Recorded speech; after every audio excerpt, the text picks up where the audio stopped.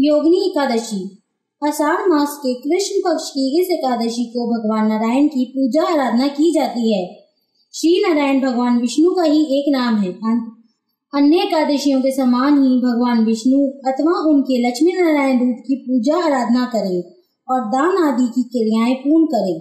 इस एकादशी का व्रत करने से संपूर्ण पापों का क्षय होता है और पीपल का पेड़ काटने जैसे पाप तक से मुक्ति मिल जाती है।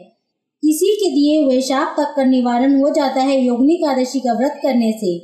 इस व्रत को करने वाला इस लोक में सभी सुखों को भोग कर अंत में मोक्ष को प्राप्त कर हरि चरणों में निवास प्राप्त करता है, ऐसा शास्त्रों का कथन है।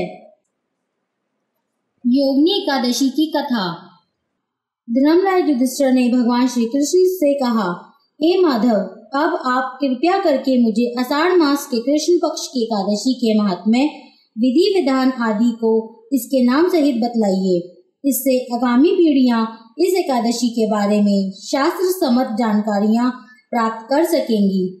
भक्त वत्सल भगवान श्री कृष्ण बोले, हे राजन, आषाढ़ मास के कृष्ण पक्ष की एकादशी का नाम योगिनी एकादशी है। समस्त पापों का क्षय करने वाला और इस लोक में सभी सुख और अंत में मोक्षदायक है इस एकादशी का व्रत।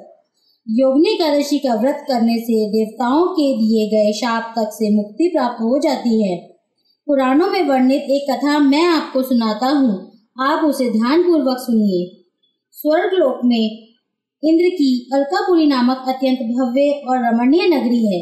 इसमें यक्षों का राजा कुबेर एक भव्य भवन में रहता था। कुबेर प्रबल शिव भक्त था और प्रतिदिन प्रातःकाल शिव जी की पूजा आराधना किया करता था। हेम नामक एक माली प्रतिदिन पूजा के लिए मानसरोवर से फूल लाकर कुबेर के यहाँ पहुँचाया करता था। हेमाली की पत्नी का नाम विलाक्षी था। अप्सराओं के समान सुंदर, अत्यंत गुणवती और महान पतिव्रता थी हेमाली की पत्नी विलाक्षी। हेममाली अर्धरात्रि में फूल लेने मानसरोवर जाता और सुबह वहां से फूल लाकर राजा कुबेर के यहाँ पहुंचाता। एक दिन वह मानसरोवर से पुष्प तो ले आया, परंतु कामातुर होने के कारण मार्ग में ही अपने घर रुक गया और पत्नी के साथ हास्य विनोद और रमण करने में तल्लीन हो गया। जब दोपहर तक कुबेर के पास पूजा के लिए फूल नहीं पहुँचे तो कुबेर ने अपने सेवकों को कारण पता करने के लिए हेममाली के घर भेजा। सेवकों ने राजा कुबेर को आके बताया कि वह पापी तो काम के वशीभूत होकर अपनी स्त्री के साथ हास्य विनोद तथा रमण करने में लगा है। यह सुनकर कुबेर ने क्रोधित होकर हेममाली को बुलाकर लाने की आज्ञा दी। हेममाली भय से कांपता हुआ कुबेर के सामने उपस्थित हुआ।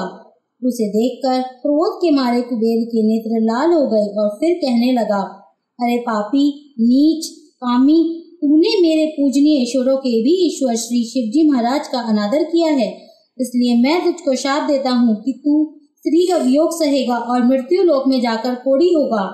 कुबेर के शाप के कारण वह माली स्वर्ग से पृथ्वी पर जा गिरा और उसी क्षण कोढ़ी हो गया।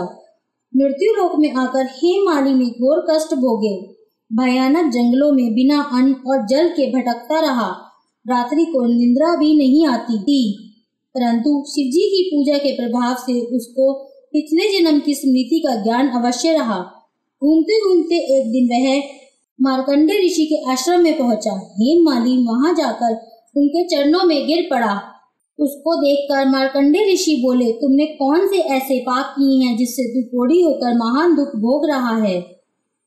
हेममाली बोला, हे मुनि, कुबेर का सेवक हूँ। मैं राजा की पूजा के लिए प्रतिदिन पुष्प लाया करता था।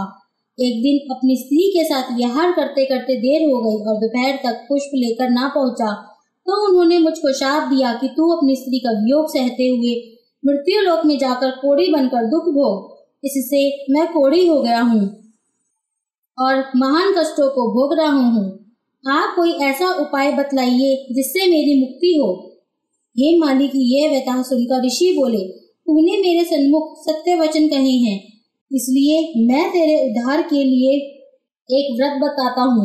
यदि तू आषाढ़ मास के कृष्ण पक्ष की योगिनी नामक एकादशी का विधि पूर्वक व्रत करेगा तो तेरे समस्त पाप नष्ट हो जाएंगे। इस पर हेममाली बहुत प्रसन्न हुआ और मुनि के वचनों के अनुसार योगिनी एकादशी का विधि पूर्वक व्रत किया।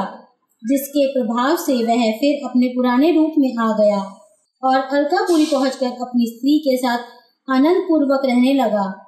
हे राजन, इस योगिनी एकादशी की कथा पढ़ने अथवा सुनने का फल ही 88 सहस्त्र ब्राह्मणों के भोजन कराने के बराबर है, जबकि इसका व्रत करने पर तो समस्त पाप दूर होकर अंत में स्वर्ग की प्राप्ति होती है। इस तरह और व्रत कथाएं सुनने के लिए हमारे चैनल को लाइक करें और सब्सक्राइब करें। ये कथा आपको कैसी लगी कमेंट कर जरूर बताएं। धन्यवाद।